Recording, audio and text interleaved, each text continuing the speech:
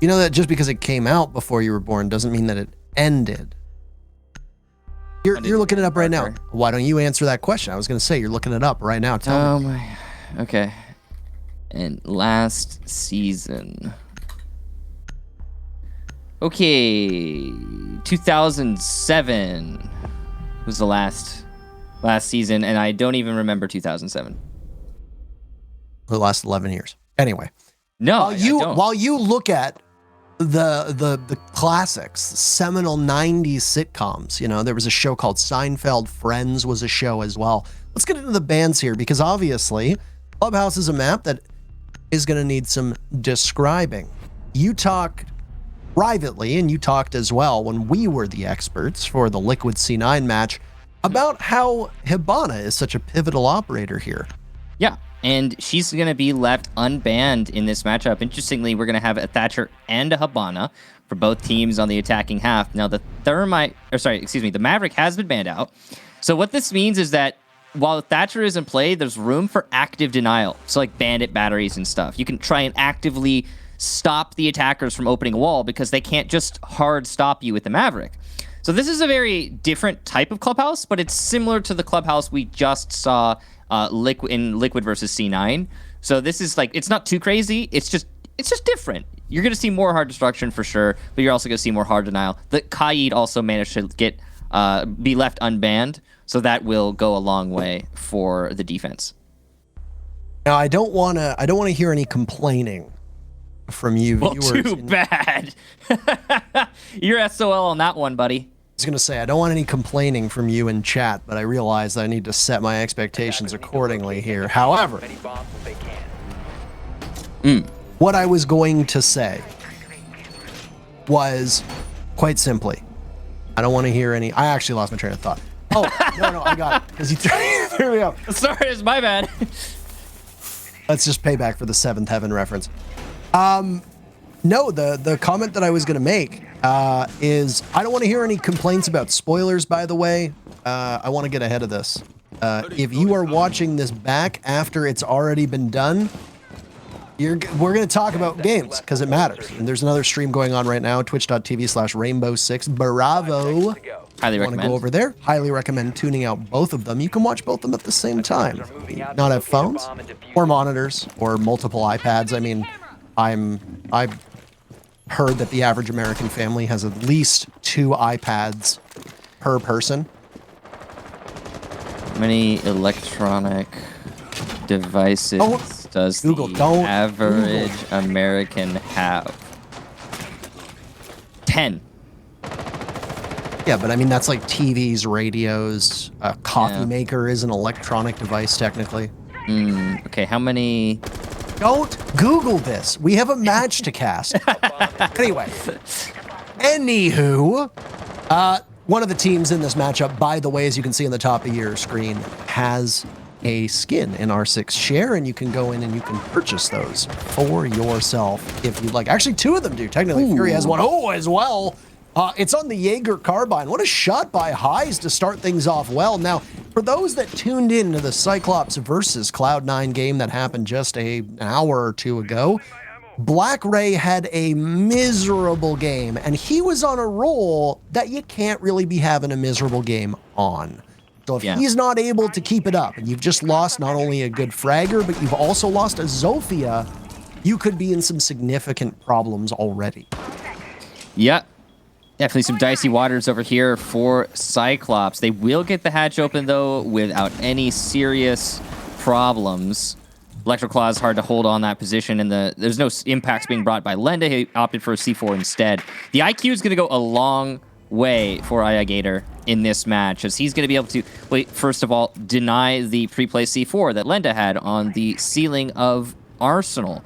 And further, he'll be able to gather a lot of information on all the pre-placed gadgets that FURIA have in the site. So all that information will work a lot of work in the favor, of Cyclops.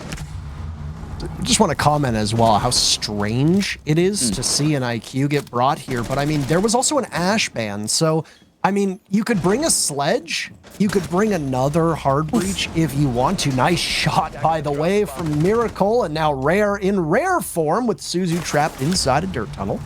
Stops my train of thought right dead in its tracks. 40 seconds left, diffuser down in front of him, but he knows that getting it and then being able to pull off and execute is basically impossible. So instead, he'll contend with the jiggle peeking of Rare. Valkyrie playing by the box. What? Oh! Whoa! He feeds him his own skull! I cannot wait to see this one on replay. Let's see what just happened. Oh my! Oh, he did. You don't see shots like that every day, Parker. Oh, you do not. You absolutely do not. That was. Someone's been playing Aim Lab. Yeah, he's ready and primed. And FURIA take round number 1, not just off that kill, but just after a very well-prepared defense. The early engagements going the way of the defenders, just poking the bear with that aggression by Secret, but that turns into a lead-off kill. Following that, yeah, you got some pre-play C4s that aren't going to work out inside a kitchen, but FURIA doesn't seem to care. They're challenging the holes made above Arsenal, like it doesn't matter if they die, and it doesn't seem to matter much, as FURIA wins almost all of those gunfights. Following that, we got dirt tunnel presence, and everyone has to be thinking to themselves, oh, CYCLOPS didn't have a Montaigne band on them. And as we all know, CYCLOPS loves Montaigne. But it didn't matter, Parker. It all started with that first, like I said, that first pick, the snowball onto the Zofia, who, by the way, running a Claymore because nobody else can. This is just such odd composition. Look at the lineup. This is so outside of the norm when it comes to clubhouse play. Now, obviously Maverick is banned. Ace sees a pretty large pick rate here. Most teams are going to try to force him in. His loss of smokes mean that Thermite, who's already got a high pick rate, is likely going to see an even higher pick rate. And a lot of teams do love their Thermite. Even though strategically it might not make the most sense in a lot of ways, they love it. But to bring a Zofia without breaching charges, often going hand in hand with an Ashe who brings breaching charges. Obviously, Ashe is not available because she's banned, but Sledge is available, and he's not going to get picked yet again. It's just... I don't know. The whole lineup from CYCLOPS just is, to me, it's a suboptimal lineup for what we tend to see on Clubhouse. It's not that they can't make it work. I'm not a fan of it just yet. Wrong wall from Lenda, and the wall gets opened up because of it. That's the tricky bit there. I talked about how the active denial will come into play because there's no Maverick, and it does for FURIA, but I mean, it's such a odd, rusty talent for a lot of players. Bandit tricking specifically just is not relevant anymore, and it's so out of meta because of Maverick that it's hard to make work when you aren't practiced on it. And I'm sure Lenda practices a lot of things. I don't imagine he practices bandit tricking, nor do many people in this day and age. Even though right now we are looking at a Thatcher-enabled Maverick Knot Clubhouse, it's still such a rare skill. Now, early on, it's going to go the way of FURIA again. Gator on the floor as Black Ray is also eliminated. So it's just, I mean, he's back up now, but low HP. It's decided advantage for FURIA. FURIA are an aggressive team, but something that was actually talked about earlier, it was on social media, is how LATAM is not as aggressive a region as it used to be.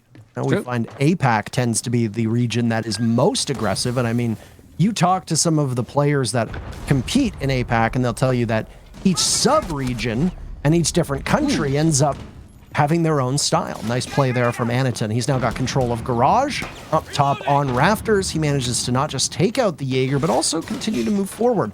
His main obstacle is going to be getting through this double panel. He'll have to hop on in. Montaigne is very exposed when doing just that. He's got Gator at his side. Here come those breaches that we were talking about in the pocket of Thatcher, and now that gives you good rotation to play into sight, but you're still kind of exposed there. Anitun's going to have to play with fire as he pushes through, but he can make it happen. He's in the middle of the smoke right now, breathing in those fumes, but he'll trudge onward, trying to isolate the players that are inside of Cache. Now they have no way out through the main door. They'll have to go through the rotate before Aniton has moved off that spot. There's a smoke there, and it'll linger. Another one gets tossed out. Nice nitro cell for them with CYCLOPS on the kill feed. Answered back by FURIA, who've claimed it as their own, leaving Gator in a 1v2. He'll creep up by the bomb chassis. 6 seconds left. He takes down Fantasy, but it's Miracle left to clutch it out. FURIA takes the second round on a nail biter. Definitely a closer round than the first one there, Parker. Most of that, though, in terms of how close it was, comes down to Eniton with his solo entry up into Raptors as Montaigne.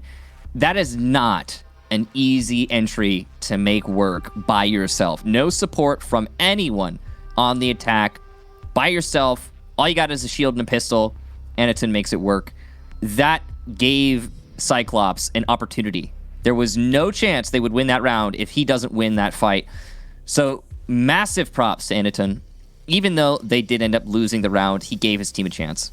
Apart from that, though, strategically, odd round from CYCLOPS. I mean, they got the breach open really early on, but still floundering when it comes to where are we executing? What are we attacking? How are we doing it? We've talked about this, or at least I've talked about this briefly before. CYCLOPS' positioning, their strategic awareness can be a little bit questionable at times. At that last round, I would definitely say that's one of those times. I mean, for CYCLOPS, this is a rough entry, as they are obviously not in a position where we're going to call this one immediately. I mean, hey, go back to that C9 match against Team Liquid that literally just ended, and it was a defender's paradise. The defense won all but a single round, and that ultimately is what made the difference. But right now, on all of the matches that we've seen from CYCLOPS so far, they came close against C9. I don't want to say fellow countrymen, obviously, because they're from different countries. Fellow regional cohorts? Regional cohorts, I like that, yeah. Comrades in arms? Yeah. May I say that? Sure. I will say that in that case. But they struggled against Dark Zero, and for FURIA so far, we're not really seeing anything for FURIA on defense right now that is too weird in comparison to the way that, you know, CYCLOPS might have to deal with something a little bit different. FURIA right now is making pretty standard defenses, I would say, and it's just CYCLOPS not droning out correctly, and B, not really managing the clock super well. Those were two things that I noticed over those previous two rounds that ultimately, if you keep making those small mistakes and you mismanage a couple seconds here, a couple seconds there, that's it for the round. If we're looking at like the history of these teams so far, then of the two, the only one that's really giving me like a shining ray of hope for their success is FURIA. I mean, they did manage to beat G2. It was an 8-7.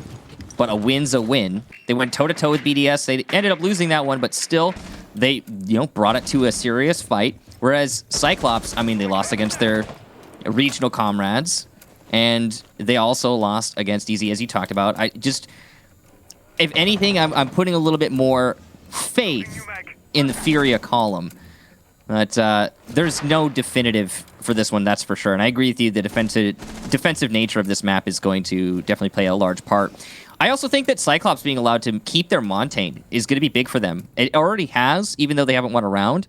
I think Eniton could do a lot of work on this attacking half. If they manage to shave off a couple rounds here and there, it can help out CYCLOPS a lot. They've made some significant change up on CYCLOPS' lineups too, which obviously is going to happen when you're attacking different sites, but also suggests to me how widely they've changed things that, well, this could just be this isn't working, let's immediately make a change. And one of those changes is they finally bring Ace. They're going to double up on Hard Breach in the previous round, but now they will do it again, this time with no Hibana. And the Ace walks in, takes out Fantasy. Fantasy right now, second in most kills for FURIA, and playing on Jaeger, whose position will be to waste time, potentially waste utility, and pick up a set of kills as well. All the while, the advance from CYCLOPS is coming through construction, and they will watch quite intently, as this is a defense over towards Jim and Master. Rare takes out Black Ray. That's Black Ray again, just falling behind the pace, and it's unfortunate that we have to keep singling him out, but I mean, his performance so far has not really been anything to praise at all. A second member of CYCLOPS goes down now as Gatorada is taken out by Highs, and the execute will come with 20 seconds to go. At least we think so. Gator now on flank, he'll hit barbed wire and then immediately duel against a Valkyrie. He gets smoked on the stairs with the Montaigne now to trudge in. He's got Suzu with him, but this is going to be tough. Nice shot from Suzu. Looking over towards Weight Rack to see if there's anybody there. Eniton is on the case. He's going to go for it, quite literally on the case. With only 1 second left, he's dropped in diffusers and close enough. The first 3 rounds go to FURIA. Yeah, and I mean, while that one looked close on the scoreboard, it wasn't close in practice. If we're looking at the strategy and the timing and the positioning For both teams, yeah, Cyclops managed to get the lead off.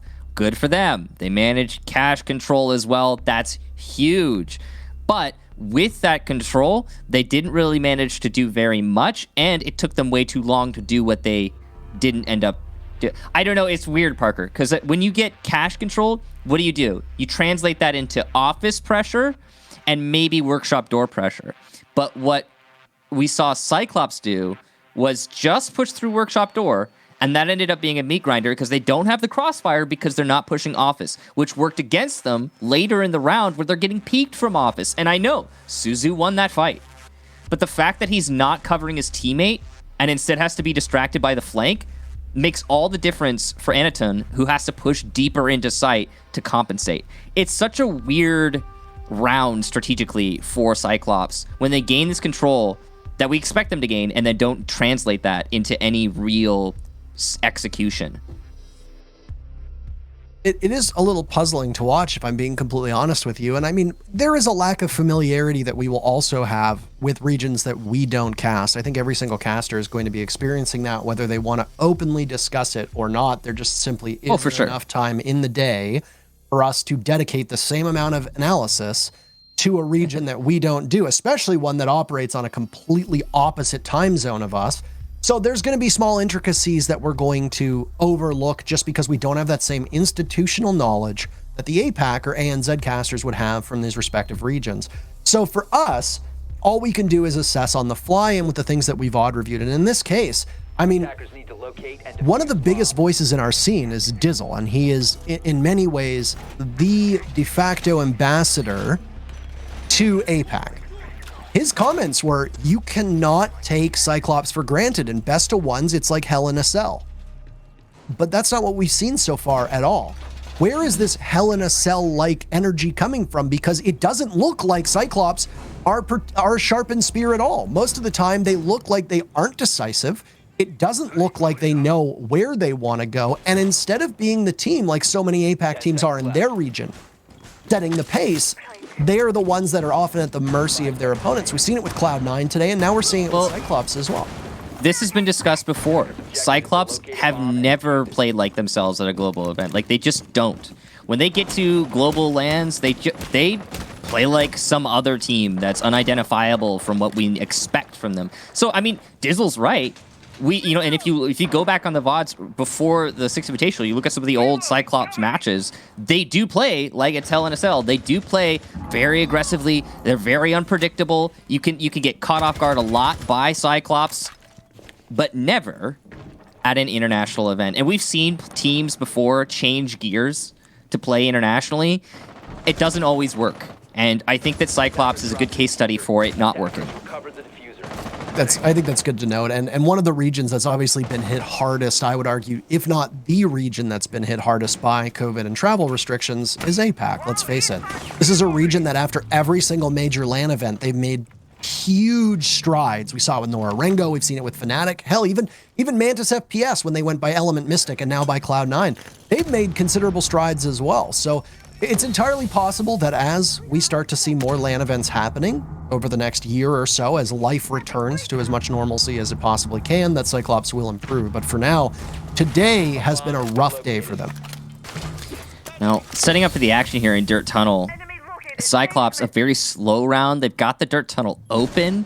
I'm curious to see what the rest of their attack looks like right now, because we've got this kind of stalemate going on between Miracle and Anaton over here. Meanwhile, the kitchen drop is open, the vertical is established, but FURIA are still trying to directly contest it. Cyclops are lining up for a late blue execute, it seems, so this is going to be a bit of a split push. The very first pick is going to go out to Cyclops, so kudos to them for that one. They've got to dislodge Miracle from his spot inside a Dirt Tunnel, and the Monty is a crucial part of this, but trying to deal with that Montane shield with an SMG-11 is a thankless job. Lenda's going to come up now to try to do some damage of his own, but Heis gets dropped. They're going to need to watch the potential cross. Down goes Lenda, and the kill feed is all for Cyclops. Rare position by Blue, though. He's got somebody next to him. He's losing Miracle, so it's him in a 1v3. Funny enough, Miracle, what Rare is going to need right now to be able to hold off the final 40 seconds that remain, with Cyclops having very firm control of the site. spotted as well by the Montaigne, who will continue to move on in as Suzu gets that diffuser down. You can see the gunfire coming from blue as Rare is in, well, probably one of the worst situations you can be in. Doesn't matter what rank you play at, but yeah, this is, I didn't know that bullying was still allowed, but here it is, right on our screen, in front of our very eyes, a Montaigne toying with its food. And I mean, Rare's probably having some fun with it. He knows at this point that winning the round is pretty much over. Perspective of the giant mountain as now a drone goes in to add insult to injury. Black Ray inside of blue.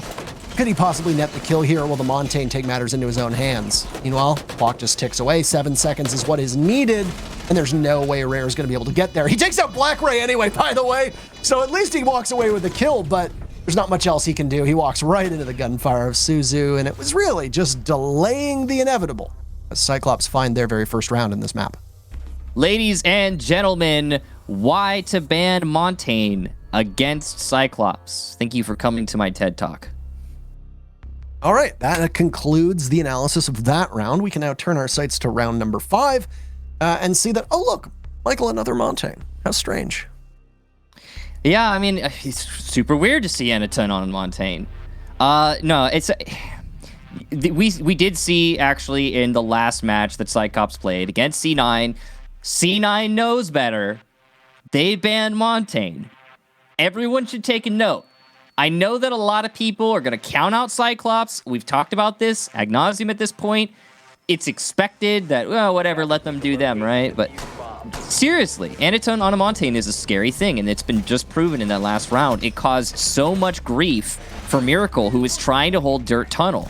And when you dislodge the player from Dirt Tunnel so easily, especially when Miracle's playing it in an aggro way, where he wants to maintain control and deny the drop and deny the objective play as the smoke, and when it's so easy for you to push that out without losing a single body, that's a problem for your defense. So definitely get rid of that Montaigne. The answer here for Furia, they'll bring a clash, and there's one other very interesting thing happening on Cyclops' lineup. 10 seconds left before insertion. Well, it ends up working out. By the way, I think the Zofia is going to be used appropriately this time. They've switched things up. They've got Black Ray off of the fragging operators. I don't know if that was intentional, but with his stats today, and I hate to harp on one player. We talked about bullying in the previous round. Well, I know that some fans can get quite upset when we focus on a single player and their performance. But with what CAG need to succeed, Black Ray has to simply be better in his role. As does Aya Gator, by the way, Aya Gator. So, I mean, it's not just an issue with Black Ray. They moved him onto more of a support-oriented role with Aya on that Zofia with breaches in hand. But regardless of what the rest of the team does, the centerpiece is going to continue to be this Montaigne. And the other interesting thing is the glass on Gatorada. We don't really see those very often. I'm curious how it's going to affect the round. You've got a lot of smokes here, 3 sets of smokes. So assuming Gatorada does not die, he is going to be very powerful with that kit. Now, the Rare Clash in Dirt Tunnel. That works in 2 different ways, you see, because his name is Rare, and also because it's rare to see Clash played at this level. The Shield versus the Shield. What was it? What event was it? It was Raleigh, I think. I'm pretty certain it was Raleigh when Mint was on Clash and another team was on Montaigne, and they were battling each other, and the crowd went absolutely nuts. If somebody wants to correct me on the history of that, they're more than welcome to, but I'm reasonably certain it was back during the Raleigh Major. It was still nice to see. The Battle of the Shields. Who wins? Well, right now, Clash is winning. I mean, if you take a look at the HP on Anaton, you can see that his is low, and it's getting lower as Rare continues to zap him. Of course, electricity channeled through that shield, so Anaton's now been bled out about half of his HP, and he's going to try for a firefight as his teammate, the Glaz of Gatorado. We've seen a little bit of Glaz play so far. And just the very first kill. The pistol, by the way, pulled out by Rare. Takes out Anaton. So there goes your Montaigne. He's not going to be able to do much. Nice shot from Gatorado, who's just hunkered down inside of blue. Now, with the man advantage secured for Cyclops, they now find themselves in a great position to just execute however they want to. No motor control, though. They got a force for that, and Highs is going to stop them. Furia gets the kill. Suzu will re, though, so Cyclops not letting the man advantage slip away. Miracle and Rare in a 2 versus 3. Try and hold this one out. No gas canisters for Miracle. So a lot of pressure on Rare to keep his gun up and be supportive in the last 20 seconds as his execution comes out.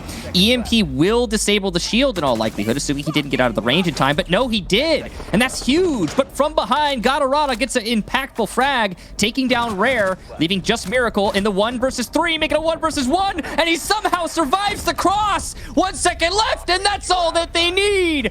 Furia, another round by the skin of their teeth. How did he make that vault and not die to the thermite? No idea. What kind of mechanical movement skills does a man need to be able to get out of that scot-free? I thought the moment that he was mid-vault, he was as good as dead, and I was absolutely incorrect. A hero play on his behalf, extraordinarily well done. And honestly, a mighty fine round from CYCLOPS as well. The win from FURIA on round 5 is going to mask the fact that CYCLOPS were very well coordinated and used their operators to the full potential. The only downside to that round was Anaton dying inside of dirt. I don't think the game plan was to have your Montaigne get buried inside of the escape tunnel. I'm almost certain he was doing some form of zoning work when he gets to the actual site to stop the defenders and funnel them into the line of sight that the Glaz and Blue had.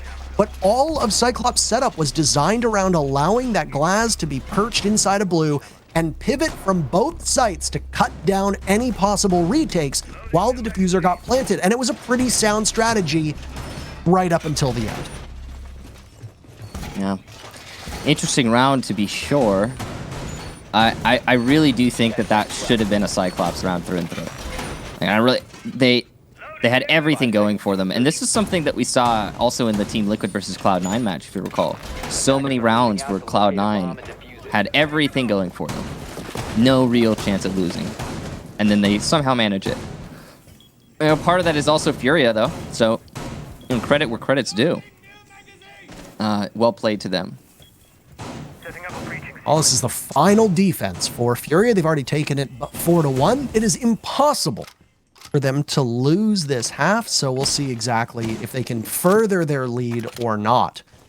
If you look at the lineups that have been brought, by the way, there has not been a single lineup for CYCLOPS that has remained the same. These are 6 unique operator lineups on attack thus far, and it's hard to exactly pinpoint the thought process behind it. As I'd mentioned earlier, it could just be that they're trying to adapt to different bomb sites, or it's also possible that they don't like what they're seeing and they're making adaptations on the fly. If it's the latter, they haven't exactly made the changes that they need because they are still coming up short in a number of these rounds. This is going to be an explosive entry here from CYCLOPS with the blitz, and so far it hasn't really worked out. It's a back and forth, but it looks like it's going to keep going that way until finally. Nope, neither team managing the advantage. It's an even exchange at 3-3 on the rush in from CYCLOPS. There's still good site control here, though, for Furia. The only thing they've really lost is Raptors. Without Raptors, they don't have the crossfire. They're going to have to take these direct gunfights. And the big thing is that CYCLOPS has half of the round still to slowly, methodically execute. They're going to try to waste down the utility that's still remaining right now. How did that nitro cell not kill him? That was right at his feet. Somehow the luckiest man alive right now is Gator, as he'll watch from red as Suzu goes for the plant. Falling off, great shot from Fantasy. It's real life, not quite fantasy. They don't know where the thermite is positioned, though. They know that he's off the diffuser, so that information is theirs, but Furia are looking quite strong. 1 minute to go. Everything rests on the attack on this one, and Suzu, who's was top frag for a period of time, is going to need to find 2 kills or play off the objective. But here's the task in front of him. You've got a deployable shield with Fantasy behind it. He's just going to wait and die and get peeked by Lenda. I don't know who swung first, but it doesn't matter. Furia takes that round, and with it, the first half is in the books 5-1 for the Brazilian team. Honestly, not even looking close at this point for Furia. They are on top of the world, but one big caveat here. That was the defensive half for Furia on Clubhouse, which has been a very defender-sided map so far through this tournament. I think the entire group stages, I think you could safely say Clubhouse has been pretty defender-sided. So that's not surprising for Furia. to take that 5-1. Very difficult recovery here for Cyclops, but it's doable. I do think that they can manage it, especially with the bans we have. The Maverick can be super debilitating for a team that's not used to it, but it was FURIA who did ban the Maverick, so they probably they're probably very used to it. I'm sure they'll be fine. I don't know. In general, strategically, it just seems like FURIA is a little bit more sound. But it's easy to say that about a team on defense because defense is easier to set up. There's no ifs, ands, or buts about that. It is simply easier to be strategically adept at a defensive round. Yeah, this needs to be said every single time, but if you are banning an operator, it is almost certainly done with the understanding that you're going to know how to play without it. It's not like all of a sudden you're like, wait, hold on a second, we banned Maverick? All of our strats involve that. We need Maverick. I want to touch back upon opening duels, by the way, because this obviously, over the 2 matches that you and I have casted, have actually not been anywhere near as meaningful as they usually are. When we talk about opening duels in a game like Rainbow Six, not only are you forfeiting a body, but usually with it, you're losing the drones and the intel that comes with that if you're on attack. On defense, you're losing your gadgets and possible denial. If a smoke dies, it means a lot. And having to play at a deficit in a 4v5 is almost always a fatal blow. The stats range anywhere from 70 to 80% victory for the team that gets that first pick. Well, don't tell that to Cloud9 in their matchup against Cyclops, because Cloud9 was running away with it and still needed 11 rounds to put the matchup in the books.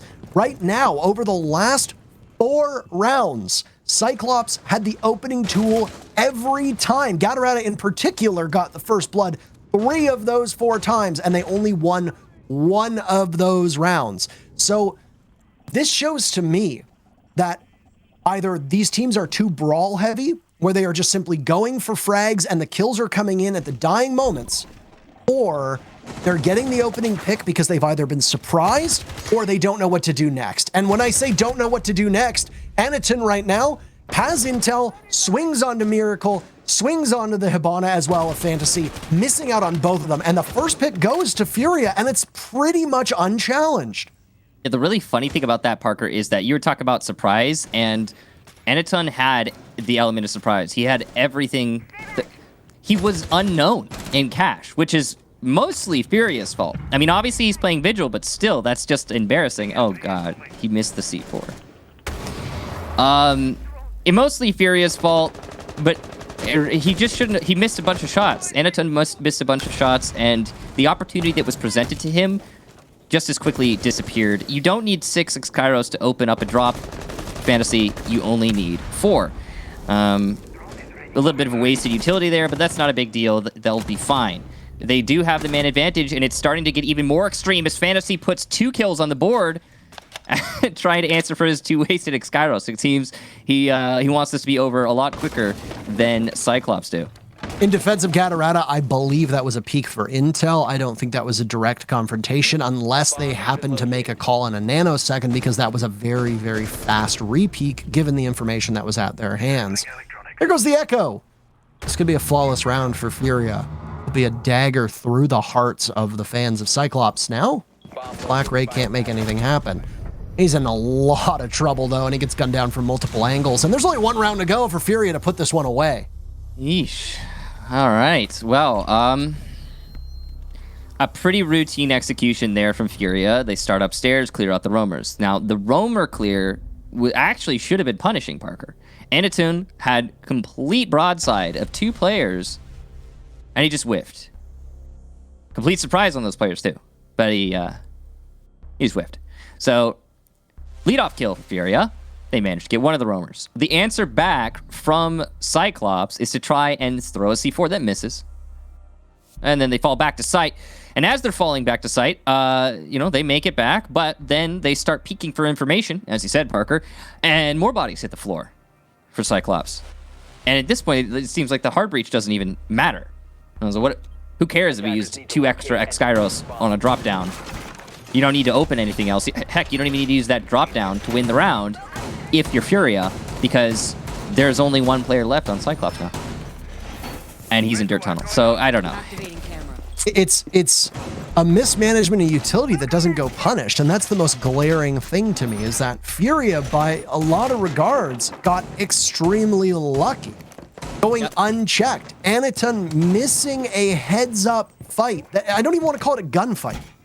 He had the drop on the Hibana in construction, a fantasy, and he whiffs and then re-engages after those gunshots have gone out, and he gets repeaked from a much stronger position outside. Then Fantasy, who's still alive at this point when he shouldn't be, doesn't use the correct amount of X-Kairos. And I know that people will say, or at least speculate, oh, well, maybe he just used all 6 because he's worried that they're going to get impact. Absolutely fair thing to say, but I don't think that's likely. I think it was just a mistake that was made in the heat of the moment. But both of those things could have very easily buried FURIA if they were playing against a better team. And I hate to say that, but right now, CYCLOPS are not playing like a team that can punish mistakes that FURIA are making. Oh boy. There's a Valkyrie cam above that spot too, so that's the ultimate rat spot. You got assistance from your team. Whoever's watching the Valkyrie cam will be able to call for you to spring out and get into action. I really want to see if that works, because FURIA have been struggling with their drone work. They've been missing a lot of different things, so potentially that could go undroned, especially considering I believe that is a mute. So he's probably got a lot of jammers around him as well. We'll find out. But right now, FURIA aren't even putting any pressure on Cash. So it hasn't been a factor. And no, they checked. Because there he is. He's dead now. That was the guy in the rat corner. Look at the position of where Fantasy was. He was all the way out in factory, warehouse, ruins, whatever people want to refer to it as with their different regional calls. How does he get a pick from that far away? That's the real question. That's what I need to ask. But it goes from bad to worse for CYCLOPS, because now they have surrendered yet another pick, and it's a 5v3 for FURIA, and FURIA sit on match point. Yeah, I mean, this has been impressive play from FURIA for the most part. I mean, they're making mistakes, yes, very small mistakes, but they are, and you would expect them to be punished, but they haven't been. And all the parts where it's relevant, the points of contact, where CYCLOPS are trying to engage FURIA, you know, they are working out in favor of FURIA. I mean, what is that? Gadarada just peeking around in sight. He goes down. Down goes Black Ray as well. It's just Suzu with his entire team's dreams in his hands. And he'll have to deal with the whole lineup of FURIA in a 1 versus 5. He's got information. Those black eye cams are still up. Rare going for the diffuser down, and, well, at this point, whoever finds Suzu, it's a mercy killing, at least for him and the rest of his team. He takes one with him. Down goes Fantasy. Still 4 members of FURIA are upright. They know that they had him pinned down inside of logistics, and while there's only a couple ways out there, manages to find another, though. Down goes Highs. Is this winnable? Has this suddenly fallen into the lap of Suzu? He'll be able to make this work for his team. The answer? Right now, no, it's not. Lenda finishes him off, and it's 7-1 for FURIA. This one was over in a hurry, almost perfect, but the Brazilian team takes the W. Yeah, that does not bode well for CYCLOPS. Great play from FURIA. Again, a couple minor mistakes that are worth nitpicking for sure, and against, as you mentioned, Parker, a better team could have potentially caused a lot of problems. But here, now, in this match, no problem. 1 round lost, that is absolute domination. And I think FURIA, you know, I think it was Demo maybe mentioned something along these lines. FURIA is starting to build up a lot of respect here at this Six Invitational, and people are going to get whisked away by the performance that they're putting on, because they have been rather impressive per their expectations. Well, that's it. Expectations of them. That's it for the day for both FURIA and CYCLOPS. They are all done, and that's it for our match today. We are all done. We're going to be coming back as the experts, but in terms of casting, we have to say goodbye until tomorrow. There's a break, though, and then we'll be back because we've still got another match here on Rainbow Six.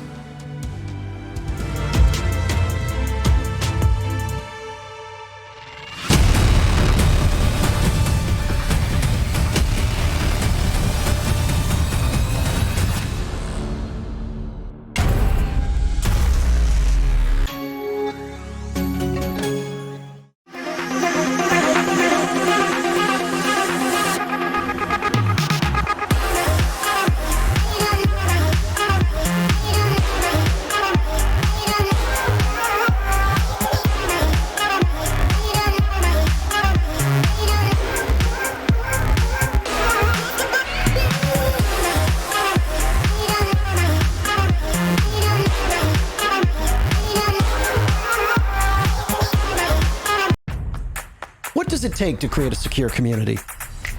Join us on the second episode of I Call Next as we discover how to protect what's most important and enable worry-free play.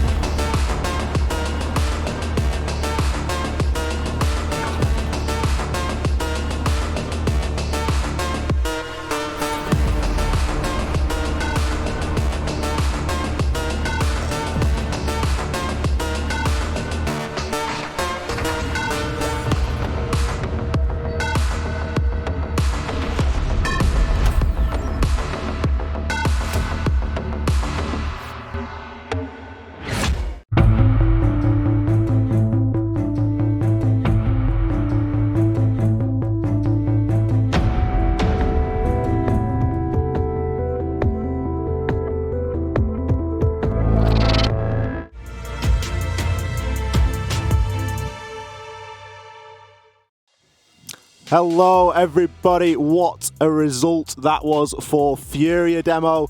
An astonishing 7-1 victory there over CYCLOPS. We built this one that it could be a little bit closer than that. Yeah. What happened? FURIA just carrying on the momentum, I suppose, from what they've picked up today. This little team from Brazil, Ollie, that you've grown very attached to, just keeps on chugging away. Keep warning everyone, they will capture your heart if you aren't prepared. We're going to have a look at the game summary there and just see how that one threw down. Albeit there isn't a great deal to be going through here, as we did only see 8 rounds. As I say, a 7-1 win here for FURIA, taking a lion's share of those rounds on that defensive side. Round 4, the only blip for them to save them getting a clean sweep here against CYCLOPS. That was a round where CYCLOPS did manage to get that diffuser down. And Demo, it was something that they were trying to do quite regularly. Can you just talk me about the way that CYCLOPS were approaching those attacking rounds? CYCLOPS very heavy into their shield work, which has been something that we've picked up on, that we've seen them play throughout APAC as well. This is something that is not new to us whatsoever with this style of play. And whenever you're bringing that shield, primarily it's going to be used to try and cover the plant. We see a lot of Monties, especially in Clubhouse, try and cover off doorways to try and stop any of the defenders trying to rotate in, block C4s as well. But it didn't work for them today. 5 rounds, we've seen the Monty, 1 blitz as well, so even though he didn't play the Monty the 1 round, still a shield nonetheless. And I think FURIA, all to their credit, they prepped for that Monty. You've seen the smokes, we've seen, at least 2 C4s, we've seen impact raids, everything you could want to stop an operator like Monty, it was there. We even saw the clash as well being brought out. We're going to throw some replays on the screen now, so you're going to be able to check out what was going on if you did miss it, or if you did watch it. Here are some of the highlights that you might fancy watching again. Something that I did notice during the stats page as well, Demo, rare 100% cost throughout these 8 rounds. You know, it's not a long game. It's not, you know, it's not a long drawn out 15 rounder, but still to be hitting that 100% cost we see in there, hitting a headshot as if on cue. Magic stuff there from the support player on FURIA. Yeah, I think FURIA, everyone stepped up. That's the main takeaway. We have every single player with a positive rating. We don't see that all too often. We see teams win, but there might be the odd person kind of falling behind, not keeping up with the rest of the pack. But no, everyone played very, very well today from FURIA. So I think all 5 of them should be proud of what they've accomplished, and this is great. I mean, like we said, this is going to be a matchup which could decide who gets relegated, and FURIA, they've came out the other end in the good way. They've come out very, very strong. Yeah, FURIA looking strong here on Clubhouse against CYCLOPS.